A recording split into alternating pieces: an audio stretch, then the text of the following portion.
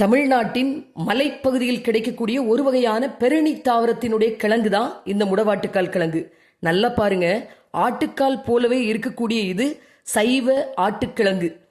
வேறில்லாத இந்த கிழங்கு பாறைகளில் விளையிறதுனால அங்கே இருக்கக்கூடிய செம்பு, தங்கம், சிலிக்கான் இதையெல்லாம் உறிஞ்சி வளர்றதுனால இந்த கிழங்கு ஏகப்பட்ட மருத்துவ ஆரோக்கிய குணங்களை கொண்டது. கிட்டத்தட்ட 4000 நோய்களை தீர்க்கக்கூடிய குணம் கொண்டது இந்த கிழங்கு. மூட்டு வலி, முழங்கால் வலி, தோள்பட்ட வலி இதெல்லாம் குணமாக்கக்கூடியது. ஆண்மை கோளாறை சரி செய்யக்கூடியது. புற்றுநோய்க்கு அருமருந்து இந்த கிழங்கு. இந்த கிழங்கினுடைய மேல் பகுதியை சுத்தம் பண்ணி சுடு நீரில் போட்டு அந்த தண்ணியை குளிக்கும் பொழுது சருமத்தில் ஏற்படுற அலர்ஜி, சொறி, சரங்கு, அரிப்பு இதெல்லாம் குணமாகும். வாத நோய் உள்ளவங்க இந்த தண்ணியில் தன்னுடைய கால்களை வைக்கும்போது வாத நோய் குணமாகும். வயதானவர்களுக்கு எலும்புகள் பலம் இழந்து காணப்படும். அவங்க இதை அடிக்கடி உணவில் சேர்த்துக்கிட்டோம்னா எலும்பினுடைய பலன் அதிகரிக்கும்.